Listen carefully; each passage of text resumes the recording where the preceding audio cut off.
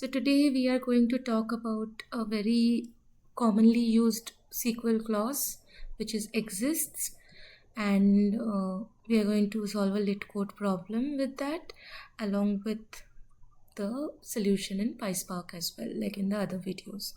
So those who are new to my channel, I solve SQL queries for different clauses followed by the solution in Pyspark to especially explain how you can convert any SQL query into Pyspark code.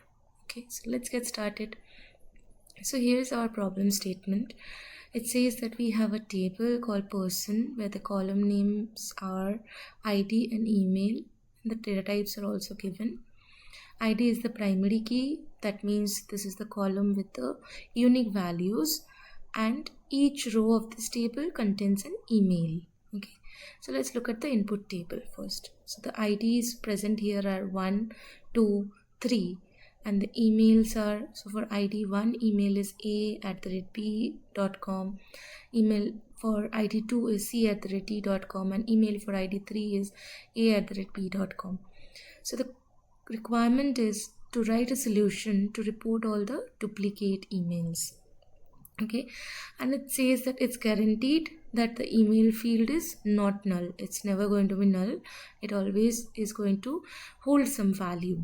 Okay, so the solution ask for writing the solution is to return the result in any order as well.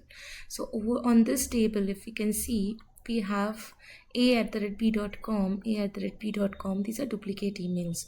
So we have to print that. Basically, we have to return that as an output. So for this, it's actually very easy to do it in any manner. Like we can use the distinct of it, and we can use row number, we can use anything, but I'm just for covering what exists clause 2, I'm solving this with exists. Okay, so just to give an overview, exist clause in SQL is basically used to find that it's always used in a subquery. Okay, so we have covered subqueries in the past video, and it's always used to see that the output of the inner query of the subquery exists or not. So if we run this, the inner query, and it gives a result, it will check that the result of this inner query exists, like in this condition on the outer query, it exists or not. If it exists, it will give the result of the outer query.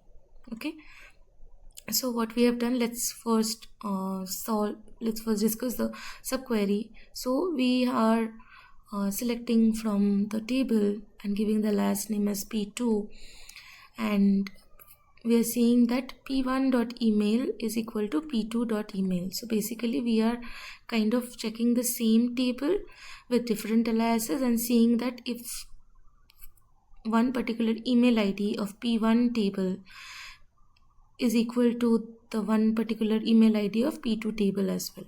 So this is one condition, and also we have to check that p1.id is not equal to p2.id. So the both of the different aliases, their IDs shouldn't be the same, right? Because we are checking the duplicate emails for different IDs. I mean, if we are going to check like the duplicate emails for the same IDs, that doesn't make sense. We always have to check that for different IDs the same email exists or not. That is the reason we have given this condition. Now whatever this returns, so technically this should return our ID and emails, right, which satisfies this query. So as per this, if I run this, what should we get? So p1.email and p2 is equal to p2.email, and p1.id equal to not equal to p2.id. So first it will check from the person table with those two aliases that where p1.email is equal to p2.email. So it will first find a@b.com, a@b.com. It will basically find all the possible combinations, right? Because so let's say we have this table over here. Okay, and then we have the same table. So it's going to find that where, so let's say this is p1 and let's say this is p2. it's going to find a@b.com is equal to a@b.com, one match. Then a@b.com is equal to c@b.com, not a match. Then again a@b.com, a@b.com. Like this it's going to find. Now on top of that, since we have already given the condition that p1.id is not equal to p2.id, it's going to restrict it to comparing different IDs, right? So it will first check a@b.com with, it will not check this one, right? Because IDs are same. It will check with c@d.com. It will not find a match. Then it will check a@b.com and this one, a@b.com. It's going to check with a different ID. Okay. So this is how the inner query is going to work. Now it is going to return me the email. Right, the email it's going to return, and it's all obviously it's going to be @b.com, but it's going to come 2 times. Why? Because it's present here, it's present here. Okay, then from that, what I'm doing, I'm just doing the distinct p1.email as email. So this a@b.com, it's going to come multiple times as output from the inner query, but on top of that I'm going to apply the distinct of the email to show that okay, this is the duplicate email. So in this case, if I run this now,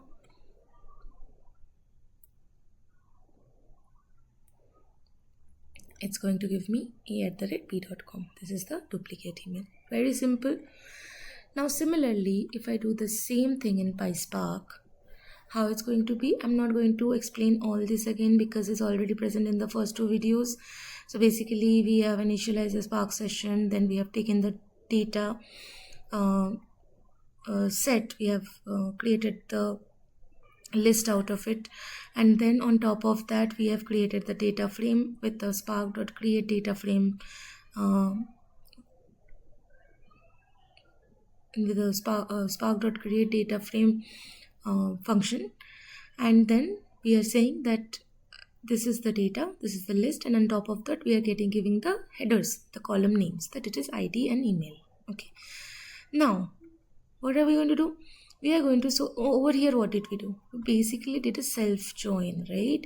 We kind of compared the same table with the same table but with different aliases to show that okay, these are 2 different tables, but basically we did a self join within the same table.